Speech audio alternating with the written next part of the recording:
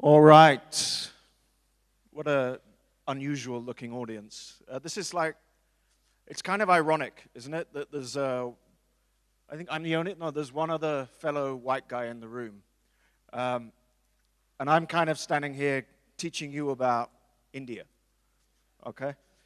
But there is method to my madness. So let me tell you a little bit about me very broadly. So I started life in a village in Devon, in England. Grew up there, started, I'm quite old, you may have noticed, started in the internet in 1997 in a company called Real Media 24/7. Company grew like crazy. It was an ad tech business, so-called, really actually just 468 by 60 banners with a bit of targeting. We sold that to WPP for just under $1 billion. Then I ended up, through a process of sort of acquisition and accident, working for Vodafone in the UK, then Vodafone in Egypt, then Vodafone in London, running all of our emerging markets, which meant at that time Africa, Middle East, Eastern Europe, and India, of course. Then I came out to India, ended up becoming a person of Indian origin through sort of circuitous methods, and then recently I've been working in lots of startups. So that basically I'm an immigrant, yeah, and being an immigrant has a number of benefits, one of which is, probably the biggest benefit, is that you are unencumbered by your fellow, by the blinkers, yeah? Blinkers, does anyone know what blinkers are? Vaguely, so let me tell you what blinkers are very quickly. If you're riding a horse, sometimes you'll see a horse with these little shields on against their eyes, yeah, to stop them getting scared. I find that a lot of people in countries that I go to are a little bit blinkered about their own country, yeah? So sometimes immigrants can give you a little bit of a different perspective. What do we all want to build? What is everybody here looking to build? They're looking to build the Banga business, yeah? The business that goes like this. That's really what the theme of this conference is all about. Nobody likes the Danda business, right? In fact, ironically, nearly every successful Indian business to this day started life as a Danda business, but we are in the business of Banga business, okay? So we need to grow really, really fast. And you would have seen this theory, yeah? The chasm which everybody panics about, yeah? Like early adopters, this is the classic product marketing theory, yeah? Early adopters, then you get second adopters, and then you have a big problem trying to get real people to use your product, okay? But I want to ask you a question, and I want to sort of suggest that there is no chasm, yeah? There is the reality of 2015 and 2016 and to this day in India with startups was massive chasm issue, yeah? Basically, fast growth and then slow growth. But the problem is that nearly everybody created their own chasm. Chasm was made by themselves, okay? I'm going to show you a selection of images just to illustrate my point. I'm not going to say anything.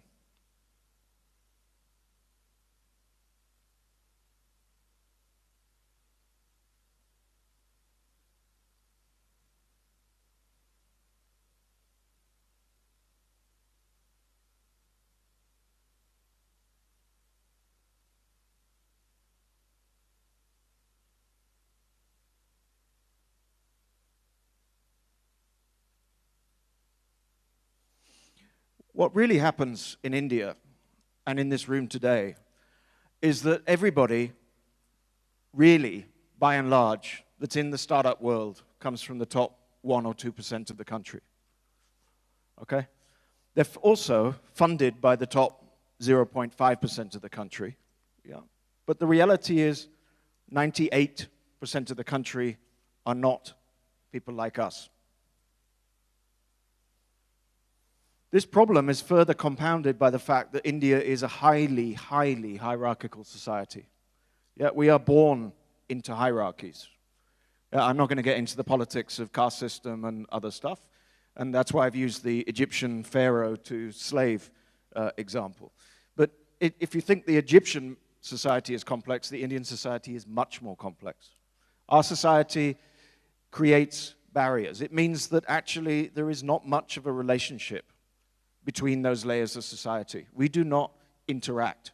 We interact transactionally, but we do not interact socially. We do not empathize or understand what somebody in the middle of the pyramid or the so-called bottom of the pyramid that was just written off really thinks, feels, or does.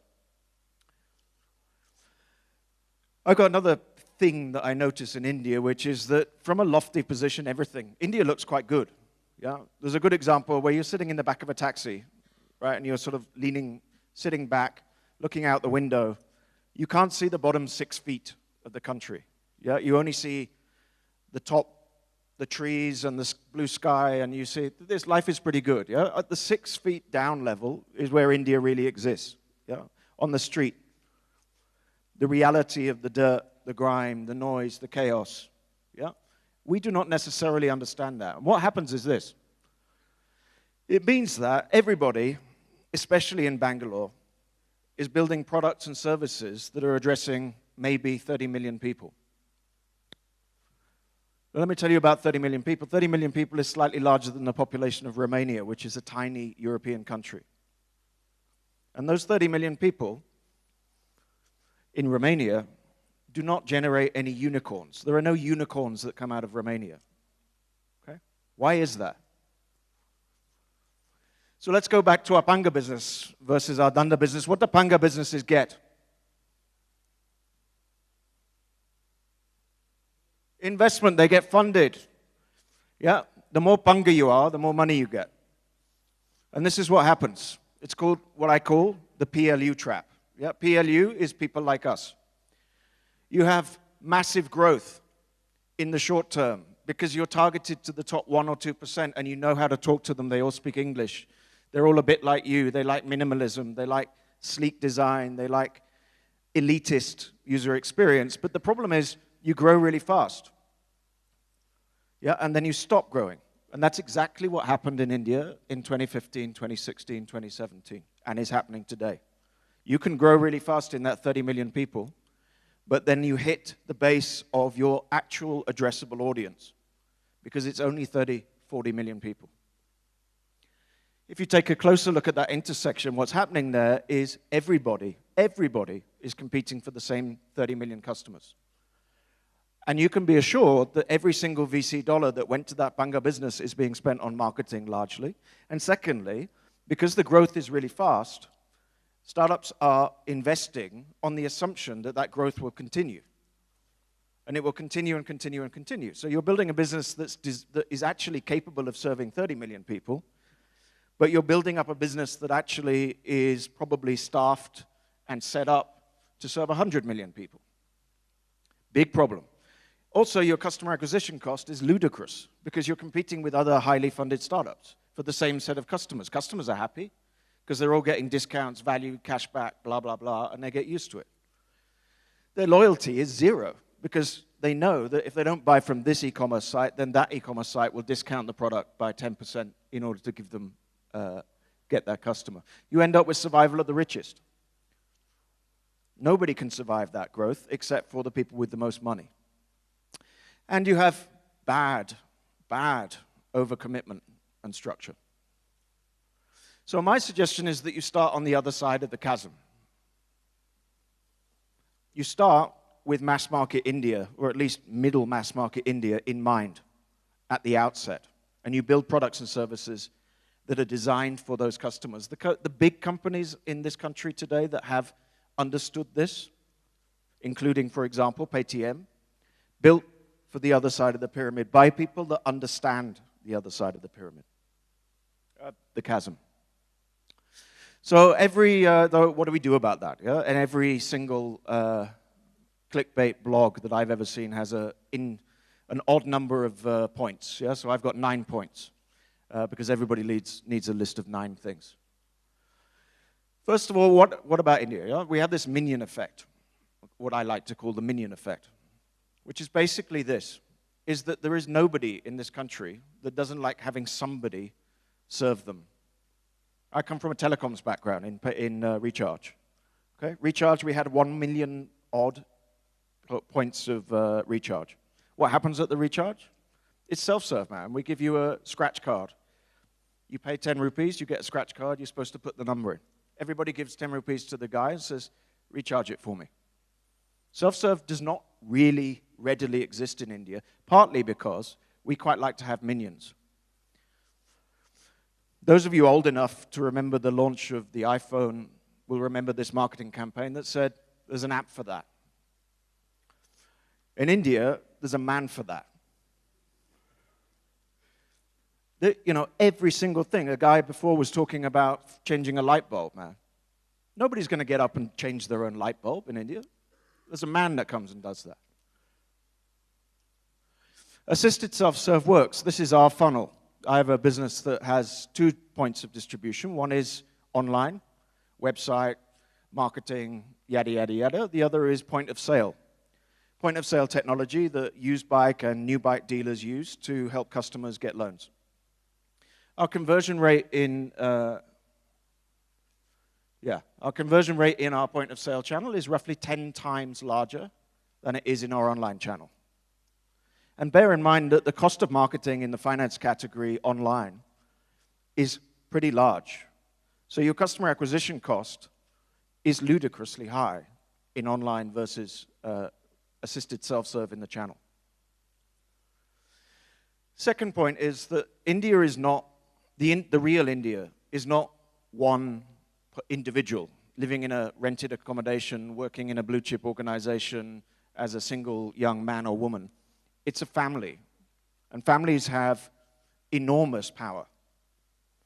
From our perspective, for example, if I look at a customer, most of our customers earn less than 15,000 rupees a month on an individual basis. But if I look at the collective buying power of the family that they reside in, that collective buying power is about 50,000 rupees.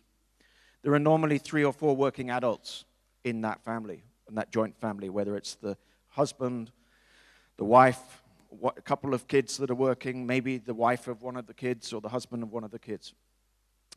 The second thing is the power of kaka in decision making. When you're marketing in India, these decisions about pretty much anything are discussed at length and ruminated over, not on an individual basis. Especially for anything less than frivolous. They're discussed and approved by the family board. We are not a highly individualistic country. I think we talked earlier about the fact it's a very social country. What that means is we're a low individualism country. We place a high importance on social and collective decision making. And that makes a difference in whether I choose to buy this product or that product. Yeah, why did Nokia survive here for way longer than anywhere else in the world? It survived here for way longer than anywhere else in the world because Kaka said, if it breaks, you can get it repaired down the road. Why does Maruti Suzuki win? And why did the Ambassador win? Because if it broke, you could get it fixed down the road. These guys are taking decisions on the basis of total lifetime value. They are not dumb consumers. They are way smarter consumers than any of us. Because total lifetime value and the cost of a relatively material purchase is a deep consideration decision. So never ignore the family. We're also a low indulgence country. In low indulgence countries, that means, again, what this basically means is we don't make frivolous decisions. Yeah, we don't take flights of fancy. The top 30 million do, yeah. They will go off to Goa for a hedonistic weekend. But most people won't do that. We are not at a mass market level, we are not an indulgence-driven country. Third myth is this sort of myth of which everybody wants to build products for. This super connected, hyper-stressed, time-poor, cash-rich consumer.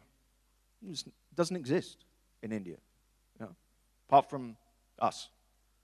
Yeah. In India, time is not as highly valued as money. Money is more important. I will walk an extra 2 kilometers to save 10 rupees on something. Yeah. In America, I will pay an extra 10 rupees to save time on something. Time is not as highly valued as money. Fourth thing we forget is that the phone also makes phone calls. I know this because I used to work at Vodafone. This is one of the highest calling rate countries in the world. People like to connect. We are a social community. We like to talk to each other. We like to get validation. We like human interaction. It's actually quite interesting that I think it was Ashish was talking about feet on the street from a sales perspective. Feet on the street should not be ignored. Yeah, look at the scale that Reliance Jio achieved in terms of its launch, largely because it put an army of people on the streets to sign you up for a SIM card. Panwala design. So we're talking about design now, finally. Why have I called it Panwala design? I want to tell you a story about the Panwala, okay, which kind of sums up some of what we've been discussing. There's a Panwala a bit like this guy down in Bandra. It's a true story. He came into some money. Not much, like 5 lakh, something like this from an uncle. So he thought, what will I do? I'll upgrade my shop. So he built his shop. He moved it from on the street, where people used to come and hang out with him and chat and have pan. He moved it into a shop. Very cool shop, glass front, AC inside, clean, neat, minimalist. What happened? All his customers left. Why? Because they thought, this guy's too posh for me now. Yeah, I'm not worthy of going into that shop. This is the wrong thing to do.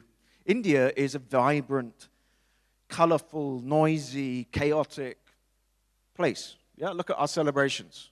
Yeah, they are not toned down. Look at stereo design in India. It's kind of like, you know, while everything else is going white and small and sleek, yeah, India has massive speakers with flashing lights on it. Yeah, this is how that is how, and it's not because we don't understand, that's what we want. And that's what sells, yeah? These are 2 user interfaces. These are Chinese user interfaces, which are, by the way, much better at being designed for the reality of mass market China. They are noisy and cluttered and red, which is the Chinese color, yeah? They are not white and sleek and minimalist and off-putting. So always be thinking, your design is not for you. Your design is for your target customer, right? Your design is not for your VC. If your VC does not get your design, that's a good thing, okay? Because if your VC doesn't get your design, then if your VC gets your design, then you're on the wrong side of the chasm, yeah? And you will grow, and then you'll die. If your customers get your design, then you will grow forever. I talked about the red color in China. We are, alongside China and Russia, one of the most nationalistic and patriotic countries in the world. This is the Power Distance Index. This basically means or totalitarianism, if you like. Yeah? But what it really means is that in India, we like stuff. Yeah? Sometimes rationally, sometimes irrationally. Yeah? That reminds us of who we are and why India is good and why India is great. We celebrate India everywhere. Irrationally so. So one design tip for certain is to use symbols of nationalism and Indian colors. Yeah? Our office, incidentally, is the colors of the Indian flag. If you look at, again, to use Paytm as an example, when you open the app, what does it say? Proudly made in India is what it says, or proudly crafted in India. Yeah? Nationalism is an opportunity. If you want your VC to like your product, worry about that later. Yeah, trickle up. The perceived wisdom, or received wisdom, is you should trickle down. It goes back to that product distribution. The idea that super sleek, clever people will get your product, and then the mass market will adopt it. Do it the other way around. Get the mass market to adopt your product, and then trickle up into those big users. Those more sophisticated users. What did demonetization do? It basically meant that rich people who'd never had occasion to use products like Paytm or MobiKwik suddenly had to use them. But everyone else was already using them. Other point is this. If you want to appeal to mass market India, it's no good having an office that's super sleek and super cool and staffed with people that are all like you, that don't represent the country. You need to hire in the image of your people, of your target audience, or at least some people. If everybody in your organization is an engineer who wears headphones, a t-shirt, and jeans, yeah, then you're perpetuating your own self-image. So you have to hire a broad set of people. The other thing with India, in my opinion, is that this is a big trap, which is that if you create a product or service that is designed only for that top 30 million people, you have to operate nationally. Yeah, because otherwise you can't reach those people. Let's talk about, I work in fintech. We only operate where we can actually physically put our hand on those customers. Why? Because we work in the motorbike category. India is the world's biggest motorbike market. Yeah, one motorbike sold every less than 1 second, 24/7, 365 days a year. I don't need to be in every single market.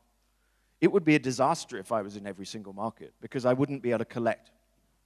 Imagine, on the other hand, that I'm a fintech and I'm doing online lending without ever meeting a customer. And I've got a checkout at Flipkart, and it says avail on EMI. And the customer's up in Assam, and I'm in Bangalore, and it's a 5,000 rupee loan. What happens when the guy stops paying? I haven't got any operation in Assam. I'm screwed. There's nothing I can do about that. No collection agent is going to go and pick up an EMI for 200 rupees up in Assam because I don't have the volume. So I'm spread very wide, but my depth is very thin. And that's because I'm only targeting a certain type of customer, which means I have to be national. It's like the food tech problem. Food tech in 2015, 2016, they stopped growing. So how did they grow? Large VC funding. So they went into multiple markets. But you can't put your hands on those markets, and you can't deliver. You guys have a brilliant startup here called Dunzo. Dunzo applied this principle. What they did was they spent many years, several years, which is a long time in startup terms, solving only in Bangalore. Only when they had solved perfectly and they understood exactly how to create their product did they expand beyond that. Yeah? Finally, formalize the informal. There's a story about a lot of stuff happens. For anyone that hasn't started out already, and I think Google has some initiative about solving for India. But I was speaking to my maid the other day, and I said, "Why do you always buy from this vegwala, this guy?" She said, "Because he gives me veg back." These concepts of loyalty and customer retention and structures like that are not new. Yeah? What they are is they've been in existence for years. What you have to look for are opportunities where there is an informal problem where technology, for example, or product, can actually organize that. Yeah? So the last things I wanted to say to you were, really, the fun stuff to do in India is to look around at real India. Yeah? And I would encourage you to look, when you're next in the back of a car, look down a little bit. Yeah? Spend time empathizing and understanding real India. Build products and services for real India. Because, let me tell you, there is a material market in this country. Don't believe the GDP numbers. Don't believe that people have no disposable income. Don't believe that women don't work. Yeah? But if you look on an individual basis, on actual tax-paid money, then you see some of those numbers. But there is much more depth to this country than you imagine. Second thing you should always look to do is organize the disorganized.